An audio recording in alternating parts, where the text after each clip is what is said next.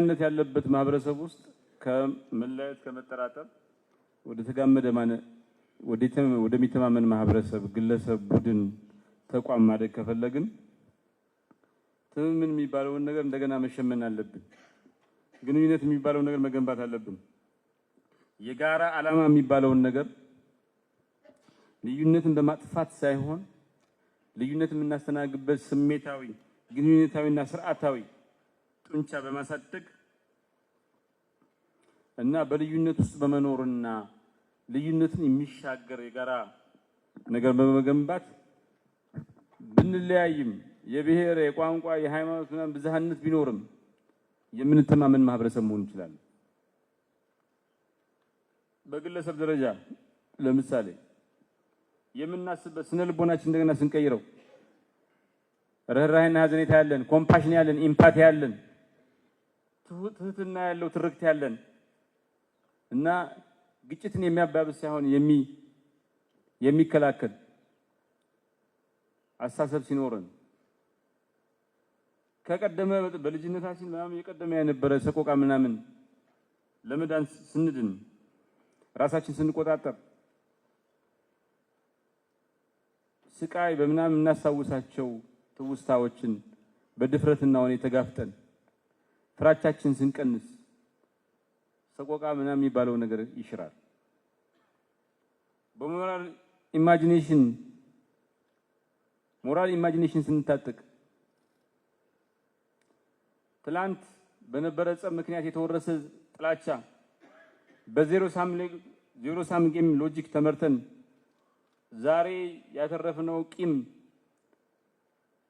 እሱን ረስተን ስለ ነገ ስንል ነገ ጣፈንታችን አንድ ስለሆነ እድል ፈታችን አንድ ስለሆነ የአንድ ሀገር ሰዎች የአንድ ክልል ሰዎች አንድ ተፈጥሮ አንድ አካባቢ የምንጋራ ህዝቦች ስለሆነ ሰዎች ስለሆነ ብለን ስንል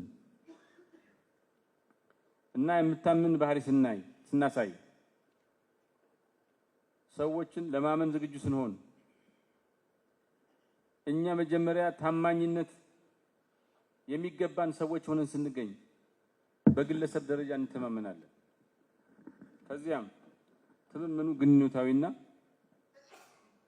ከሌሎች ሰዎች ጋር አብረን የምናፈራው ነገር ይሆናል። መፈራረጅ ይጠፋል። ምክክር በየቀኑ የምንኖርበት የኑሮ አካል ይሆናል። በመካከላችን ጥላቻ ሳይሆን ድልድይ እንገነባለን። አጥርና ግድግዳ ሳይሆን መግባባትን፣ መረዳዳትን፣ ኢምፓቲ፣ ኮምፓሽን ይኖረናል። ግጭትን የምናስተናግድበት የምንፈታበት ስርዓት ባለቤቶች እንሆናለን።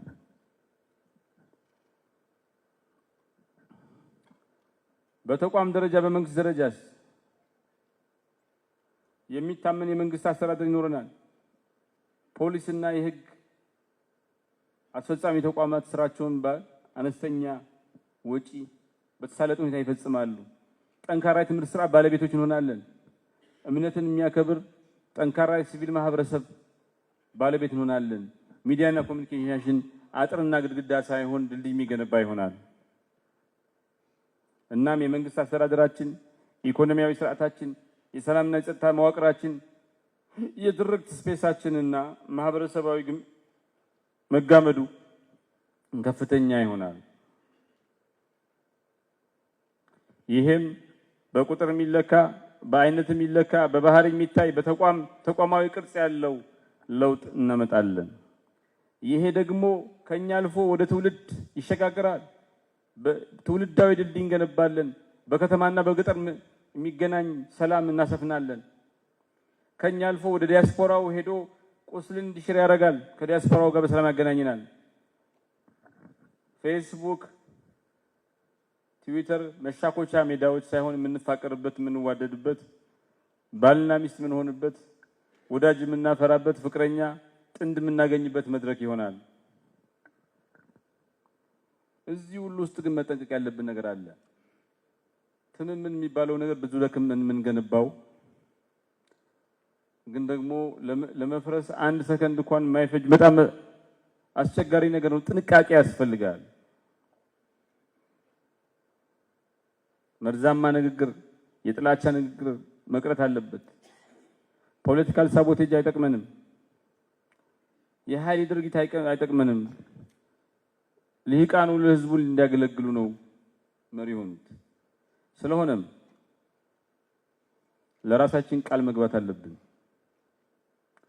እኛ መሪዎች የሆነው በዚህ በብዙ ችግር ውስጥ አልፎ የራሱ ክልል ባለቤት፣ የራሱ ህገ መንግስት ባለቤት፣ የሀገር ባለቤት የሆነ ህዝብ መሪዎች ነን።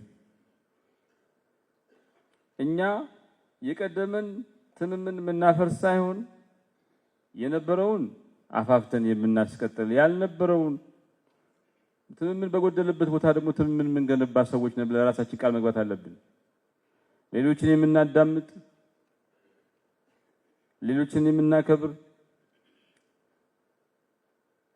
ከመናገር ይልቅ ለማዳመጥ የምንቀድም እና በርህራሄና በሐዘኔታ ለማየት የመረጥን መሪዎች ነን። ለራሳችን ቃል መግባት አለብን። ትርክት በፈረሰበት የምንገነባ፣ በተዳገመበት የምናጠናክር፣ መልካም በሆነበት ደግሞ የምናፋፋ የእውነት መልእክተኞች፣ የትምምን አናጺና ግንበኞች እንጂ ጥላቻን አንዘራም ብለን ቃል መግባት አለብን። ይሄ መተማመን፣ ይሄ ፍቅር፣ ይሄ መዋደድ፣ ይሄ ርህራሄና ሐዘኔታ በእኔ ይጀምራል፣ ዛሬ ይጀምራል። ደግሞ የጀመርኩት በእኔ ያበቃም፣ ወደ ሌሎች ይሻገራል፣ ወደ ትውልድ ይሻገራል ብለን ማመን አለብን።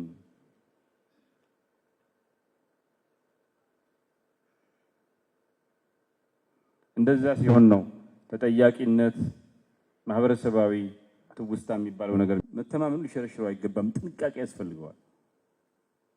ስለሆነም ዘለቄታዊ የሆነ ስርዓታዊ የሆነ ትምምን ፈጥረናል የምንለው የአመራር ለውጥ ማን ቢሄድ ማን ቢመጣ የማይቀየር ሲሆን፣ በቀውስም በችግርም ውስጥ የሚጸና ሲሆን፣ የተለያዩ የፖለቲካ አመለካከቶችን ማዕከል የሚያልፍና የሚጸና ሲሆን እና ትምምኑን ለማፍረስ የሚደረግ ሙከራን የሚያሸንፍ አይበገሬ ሲሆን ነው።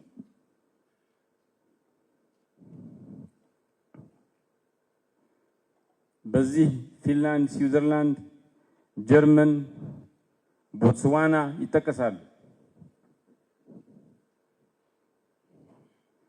ስለዚህ ምን ማለት ነው? በሌላ አባባል ትምምኑ በፍትህ ቢሮ ማለት ነው።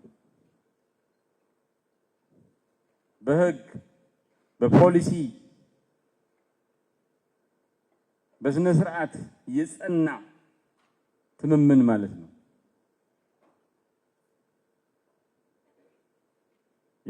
የመረጃ ነፃነት የተከበረበት፣ ገለልተኛ ነፃ ተቋማት ያሉበት፣ የሚቆጣጠሩ፣ ያልተማከለ አሳታፊ የብጅት ስርዓት፣ ተቋማዊ ትውስታ የሰፈነበት መልክ ሲኖር ትረስት ይኖራል። እንዴት ብለን ነው ትረስትን ትምምን ደግሞ የምናጸናው የምናስቀጥለው ወጥ የሚሆነው?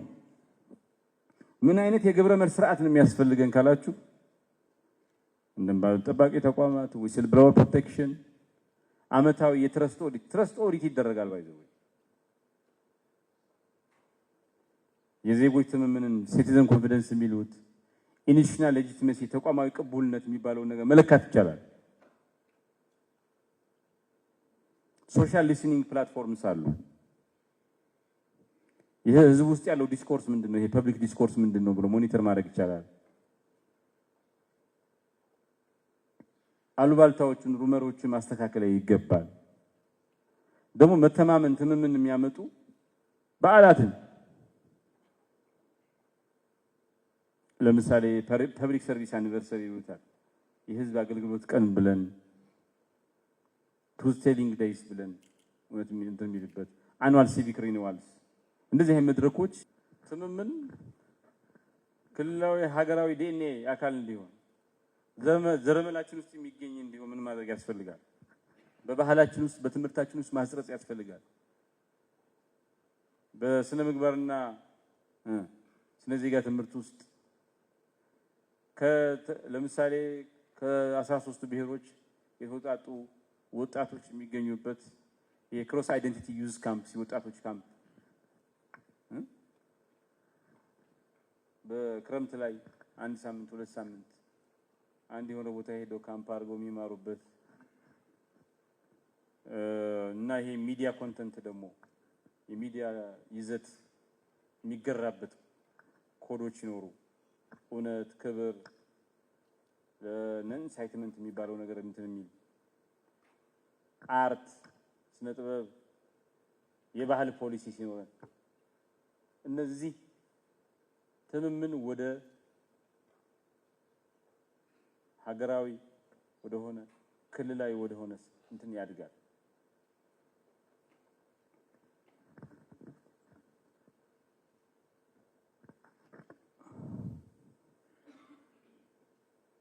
ፉኩያማ ምን ይለናል? ተቋማት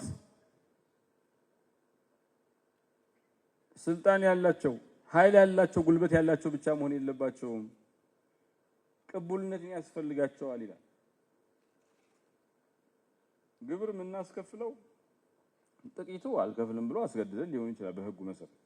አብዛኛው ግን ፈቅዶ መሆን አለበት። ለዚህ ቅቡልነት አላቸው ብሎ አስቦ መሆን አለበት።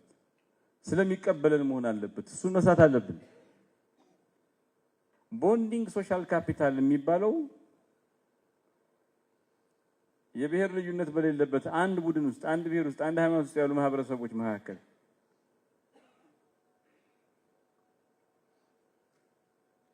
ያለ ግንኙነት ነው። የብሔር ልዩነት በሌለበት ወይ ቤተሰብ አንድ ቤተሰብ ውስጥ ያለው የማህበራዊ ካፒታል አይነት ቦንዲንግ ካፒታል ነው። እዛው ቦንድ ብሪጅንግ ካፒታል ደግሞ አለ። እንደ ድልድይ ሆኖ የሚያገለግል ማህበራዊ ካፒታል አለ። ይሄ በተለያዩ ብዝሃነት ባለበት ብዝሃ እምነት ባለበት ማህበረሰብ ውስጥ የሚፈጠር ግንኙነት ነው። በተለያዩ እምነት የተለያየ ብሔር ባላቸው ህዝቦች መካከል ያለ ካፒታል ነው። ሊንኪንግ ሶሻል ካፒታል ደግሞ ይላል።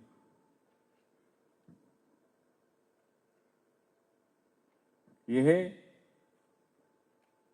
በተቋማት መካከል ያለ የሃይራርኪ ያላቸው ተቋማት መካከል ያለ ቨርቲካል የሆነ ትምምን ነው። ወይም ደግሞ ስልጣን ላይ ያሉ ሰዎች መካከል የተለያየ ስልጣን ደረጃ ያሉ ሰዎች መካከል ያለ እንትን ነው። ይሄ ጋቨርንመንት ትረስት ይሉታል። ሶስቱም ያስፈልጉናል። አንድ ብሔር ውስጥ ቦንዲንግ ካፒታል ሶሻል ካፒታል ያስፈልገናል። we have to make sure ግጭት የግድ ከውጭ ብቻ አይደለም። አንድ ብሔር ውስጥም ብዙ ይከተሳል።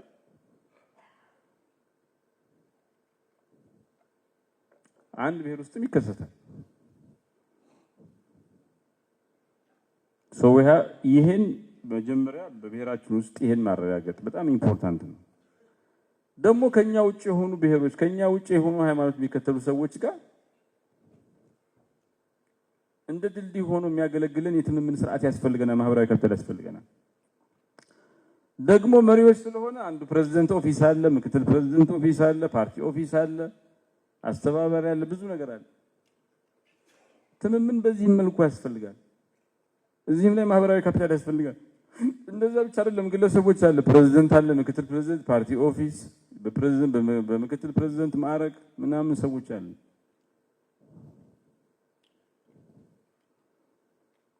ይሄም የሚያገናኝ ማህበራዊ ካፒታል ያስፈልገናል። አንዱ ከጎደለ ችግር ይፈጠራል።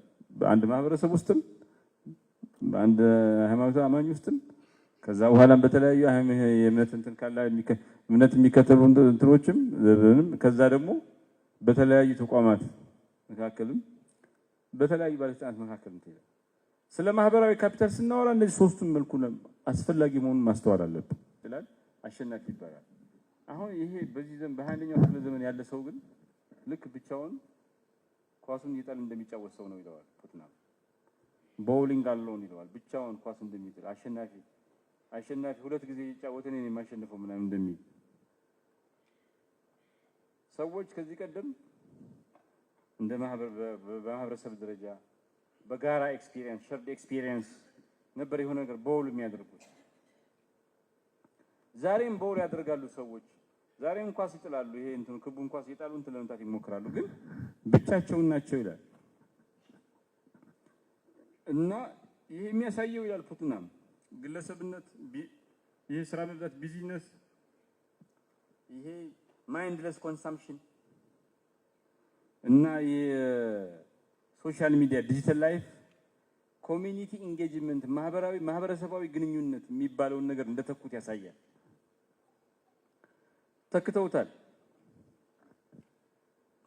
ይሄ ሶሻል ካፒታል ማህበራዊ ካፒታል መሸርሸር ምን አመጣ? ትምምንን ሸረሸረ። ትብብር ይልቅ ጥርጣሬ ይሰፍናል። ጽንፈኝነት ይበረታታል። እኛና እናንተ የሚባለው ነገር አሳሰብ እየበረታ ይመጣል። ብቸኝነት፣ መገለል፣ የአእምሮ ጤና መቃወስን፣ ማህበራዊ መለያየትን፣ መንፈራቀቅን ያመጣል። እናም ደግሞ ኢኒኳሊቲ ያመጣል።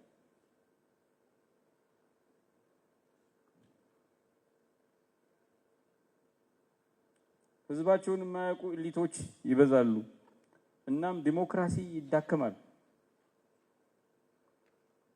ኮሌክቲቭ አክሽን የሚባለው ነገር በጋራ አንድ ነገር የመከወን አቅማችን ይሸረሸራል።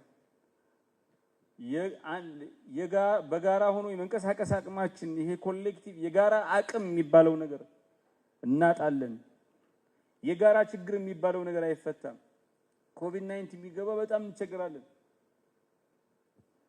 የደህንነት ችግር ቢገጥመን፣ ሴኩሪቲ ችግር ቢገጥመን እንቸገራለን። የጸጥታ ችግር ቢገጥመን ከተጣላን መታረቅ ይከብደናል። የሚያስታርቁ ተቋማት ይፈርሱብናል። ሰው ማህበራዊ ካፒታል እንዳይሸረሸር በከፍተኛ ስራ መስራት አለብን። የምንመራው ብዝሃነት ባለው ማህበረሰብ ውስጥ አንዱ የሚመራው ነገር ማህበራዊ ካፒታል ነው። ከእድገት በፊት በጣም ፋንዳሜንታል ነው።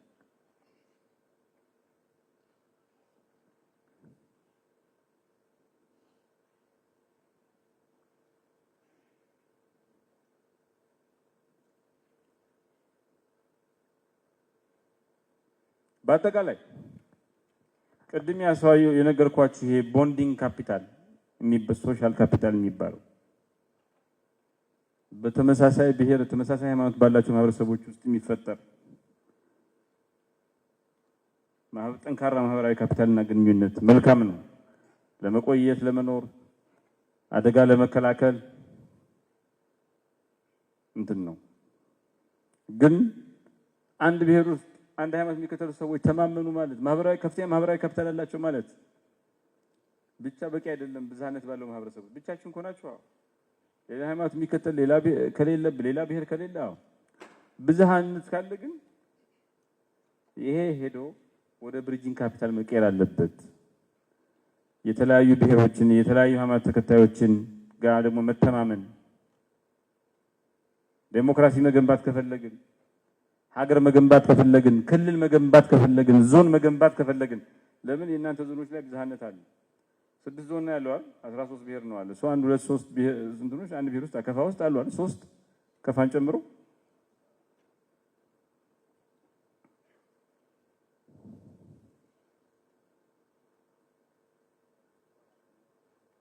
ሰው ማነስ የለበትም። ቦንዲንግ ካፒታልም ያስፈልገናል፣ ብሪጅንግ ካፒታል ያስፈልገናል። ቦንዲንግ ካፒታሉ በልጦ ብሪጅንግ ካፒታል ካነሰ ልዩነት፣ አለመተማመን፣ ደካማነት፣ አለመረጋጋት ይሰፍናል። ብሪጅንግ ካፒታሉን ከፍሎ ቦንዲንግ ካፒታል ካነሰ ውስጥ ደግሞ እንትን ይኖራል። ሚዛን መጠበቅ ያስፈልጋል።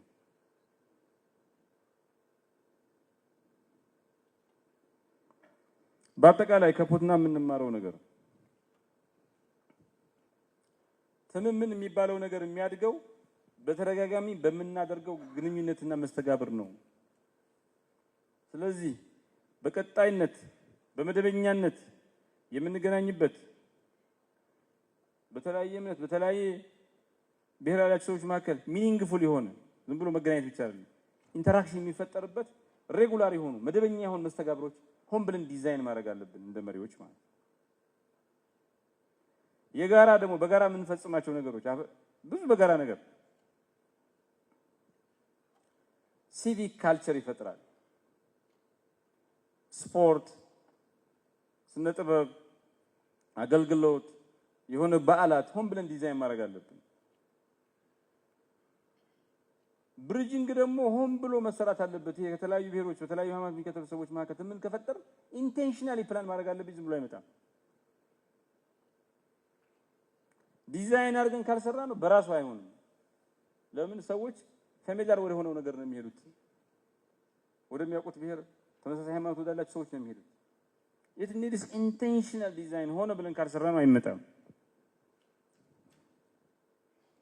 ይሄን ሁሉ የምናደርገው በማህበረሰቦች በግለሰቦች መካከል ብቻ አይደለም። ተቋማትም ማህበራዊ ካፒታል ያስፈልጋቸዋል። ተቋማት ደግሞ በማህበረሰቡ እንዲታመኑ ማህበረሰቡን ትሪት የሚያደርጉበት መንገድ፣ ሰዎችን ትሪት የሚያደርጉበት መንገድ፣ ህዝቡን ትሪት የሚያደርጉበት መንገድ ወሳኝ ነው። በዚህ ሁሉ ሂደት ውስጥ ደግሞ መሪነት ቁልፍ ሚና አለው። በጣም ወሳኝ ነው። ለምን መሪዎች የሚታመኑ ከሆነ እምነት የሚጣልባቸው መሪዎች ከሆኑ እንደ ሞዴል ሆነው እንደ አርአያ ሰብ ሆነው ያገለግላሉ። እናም ብሪጅንግ ካፒታል የሚባለውን ነገር እንዲባዛ ያደርጋሉ። ይሄ ዓለም ማህበራዊ ካፒታል የሸረሸረበት ያለ ጊዜ ነው ብለናል።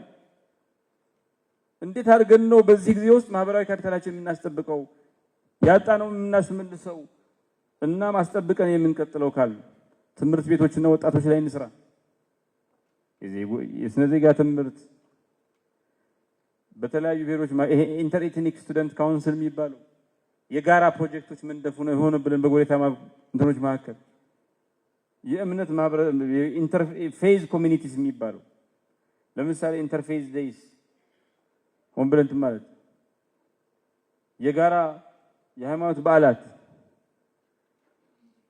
ሚዲያና ባህላዊ እንትን የተለያዩ ማንነቶችን የሚያካትቱ ትርክቶችን ስቶሪ ቴሊንግ የጋራ ፍላጎትን የጋራ ድሪምን የጋራ አስፒሬሽን ለወደፊት መሆን የምንፈልገው የሚያካትቱ ትርክቶች ከተማ ፕላን ስናረግ ፓርክ ዲዛይን ፕላን ስናረግ ገበያ ዲዛይን ስናረግ ፐብሊክ ስፔስ ዲዛይን ስናረግ የተለያዩ ብሔሮች የተለያዩ የሚለዩ ሳይሆን አንድ ላይ የሚያሰባስቡ አድርገን ዲዛይን እናርጋቸው።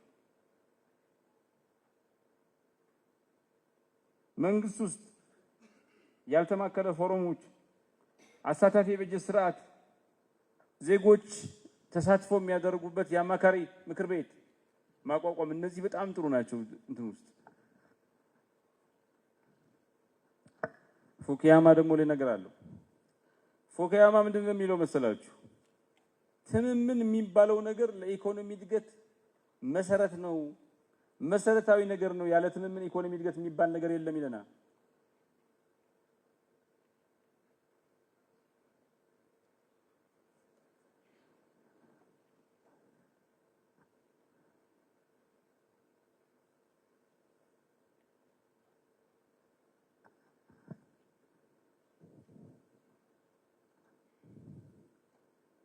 ፉኩያማ ምንድነው የሚለው?